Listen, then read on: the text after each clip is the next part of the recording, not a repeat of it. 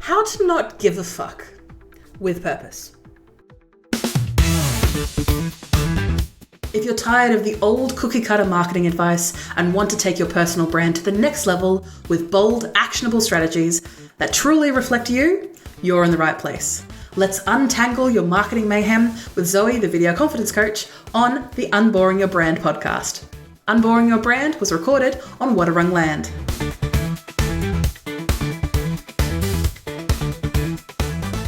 As you can guess, today's podcast episode is going to be a little bit on the sweary side. So if that's not for you, feel free to catch me on the next one. See you on the next Unboring Your Brand.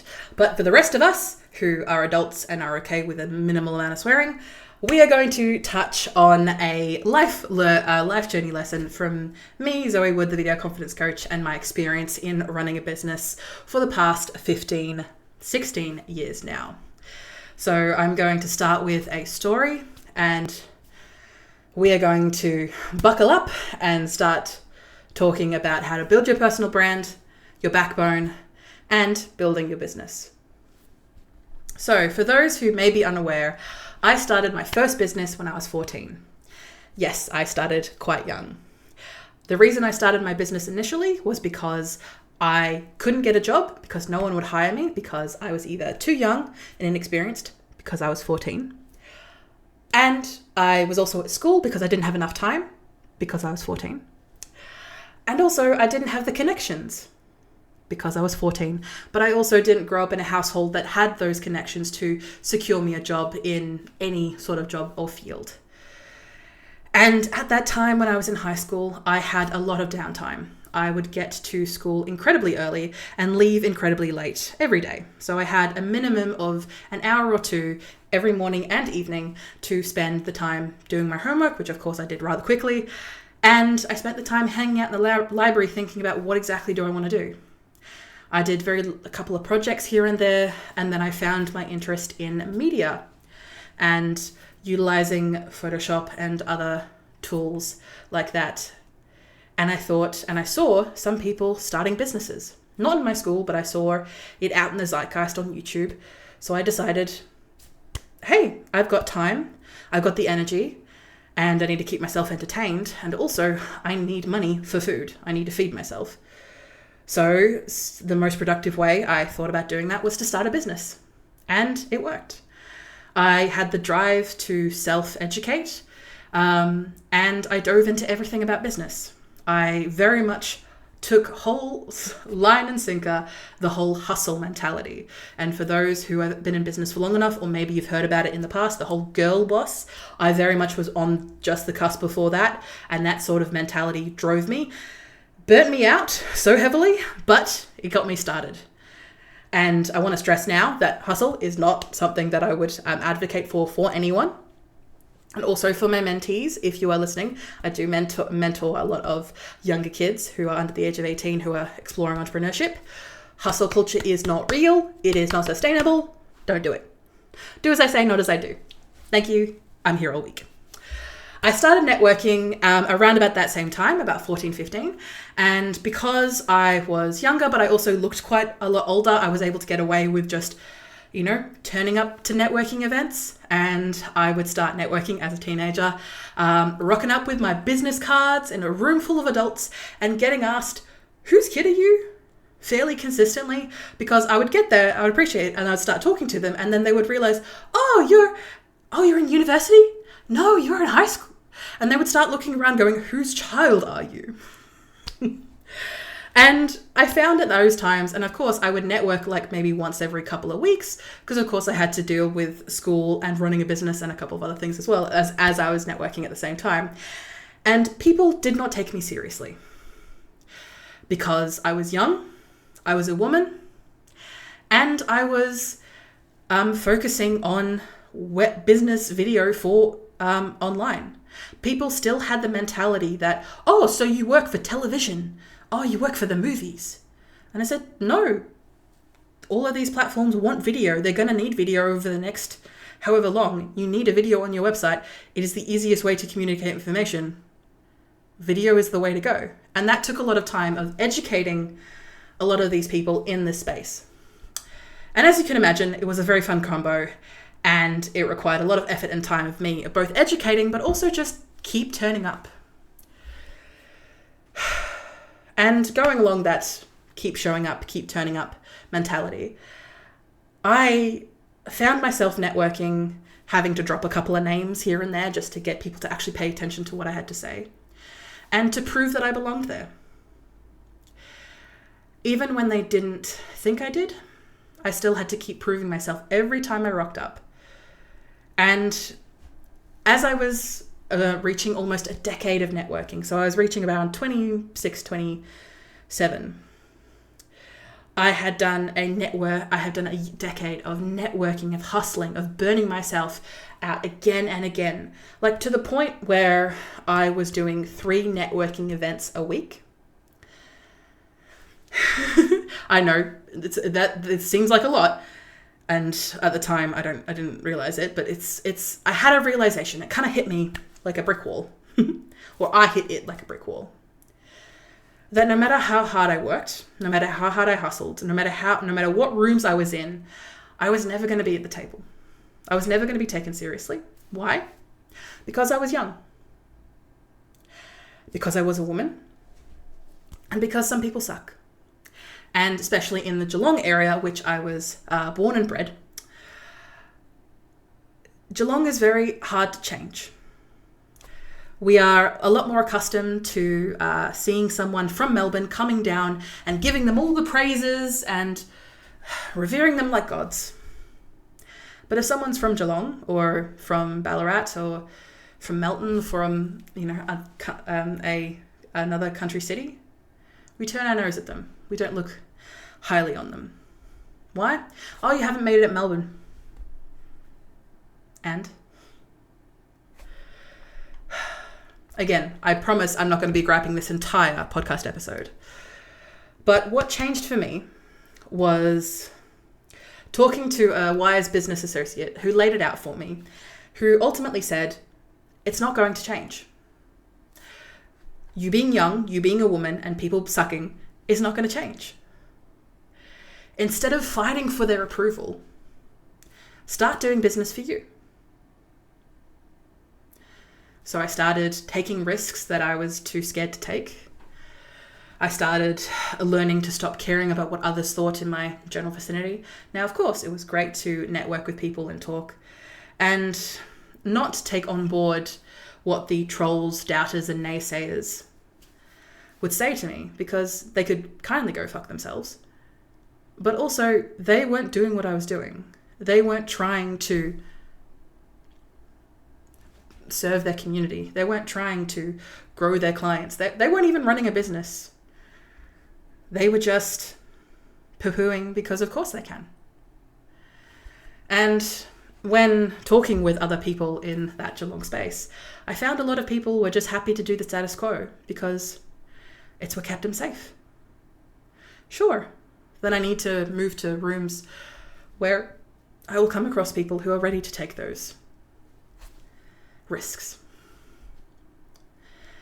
And protecting your peace while being yourself is incredibly important, especially, here I am wrapping it around now, around growing your personal brand. And that's why I started the Video Confidence Coach, because I spent most of my time in my first business just coaching people to be in front of the camera, to be authentic, to stand there looking at this, little piece of plastic or a little piece of glass, and being able to treat that camera like a human being, like I am now, like we are now.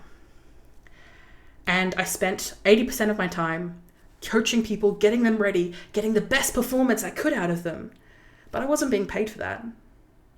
I couldn't support myself with that.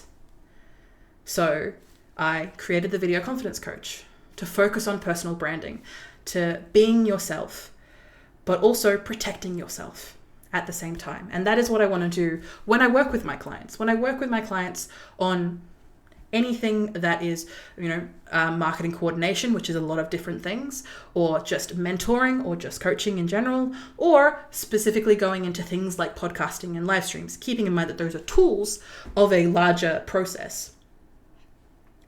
I spend my time working with them to grow their personal brand, but making sure not to delve, the best way to put this, your personal brand is how you want to present yourself out into the world.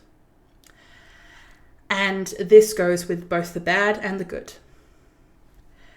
But at the end of the day, you're there to serve your customers. Your customers are first.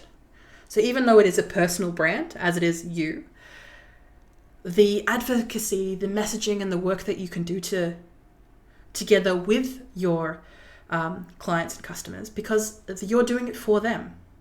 It's not just all about you and your ego. It's about supporting them with the power and the knowledge and the messaging and the wisdom that you have.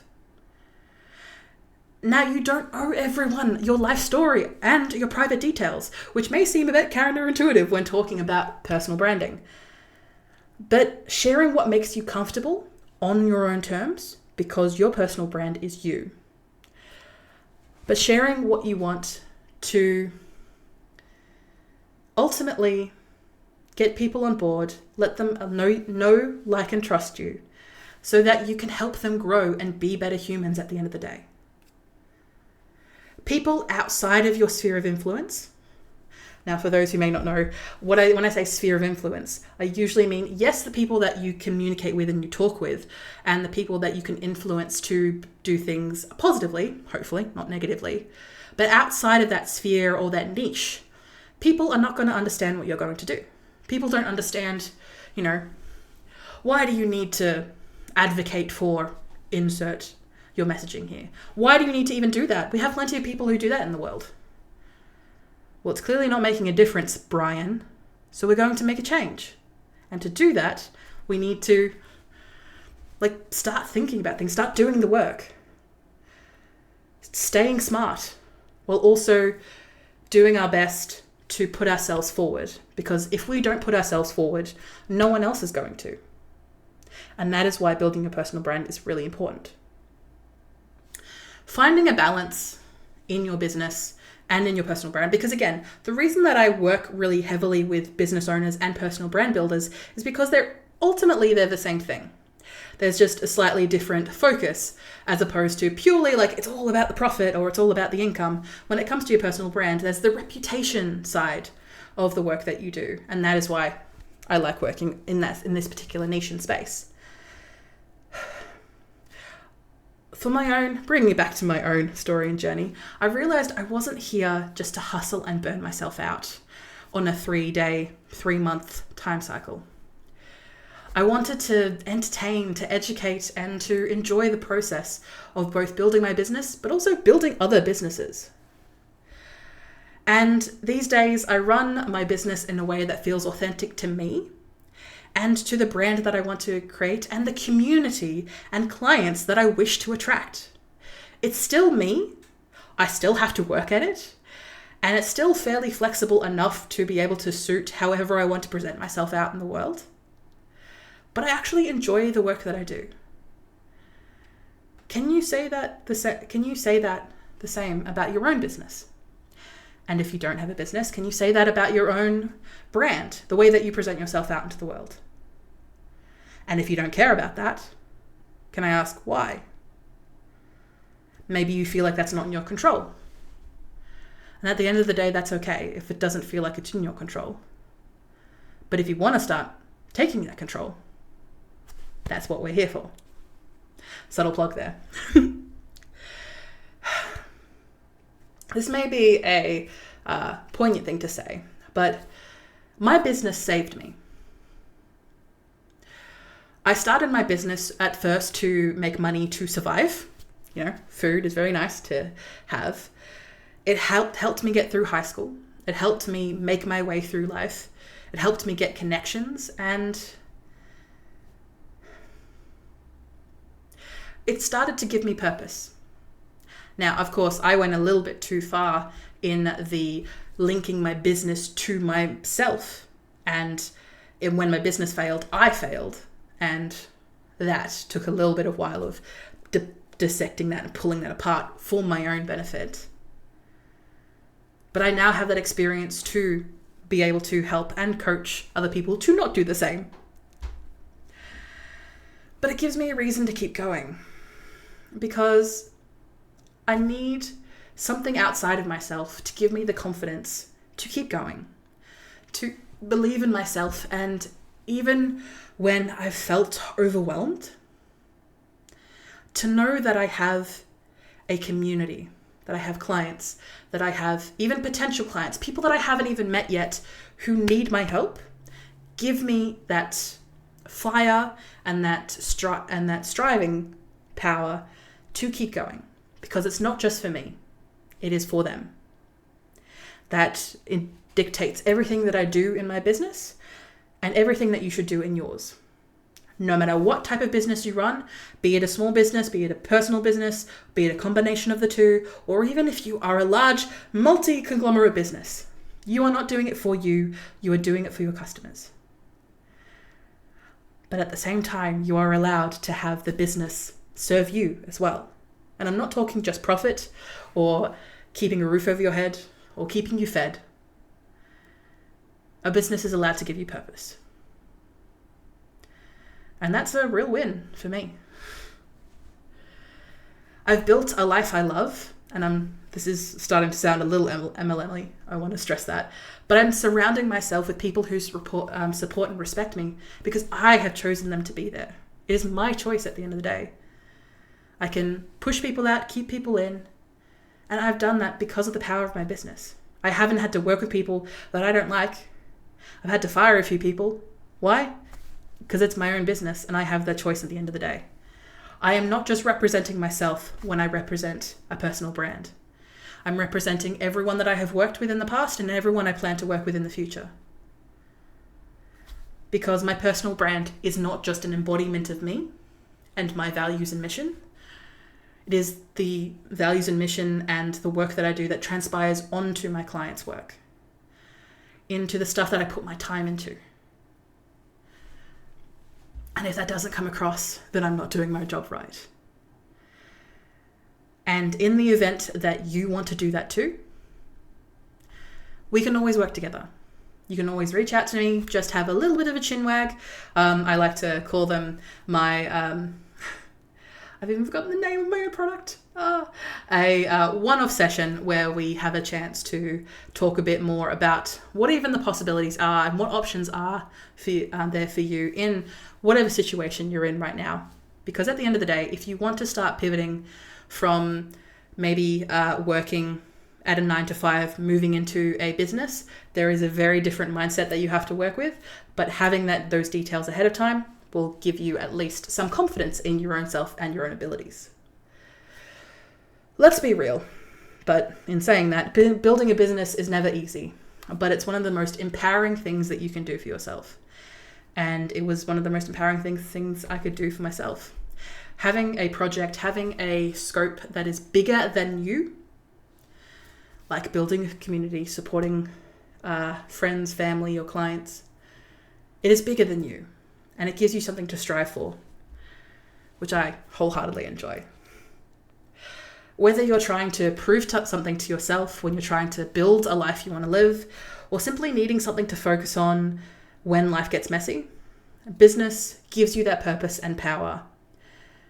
But only if you let it. A business can be a form of transaction at the end of the day, like anything else. We are in the world of capitalism at the end of the day. But if you want to give yourself that purpose and using your business to do that, using your personal brand to do that, the only thing that's stopping you is you. And in closing thoughts today, I want to stress that you don't need to burn yourself out for the approval of others.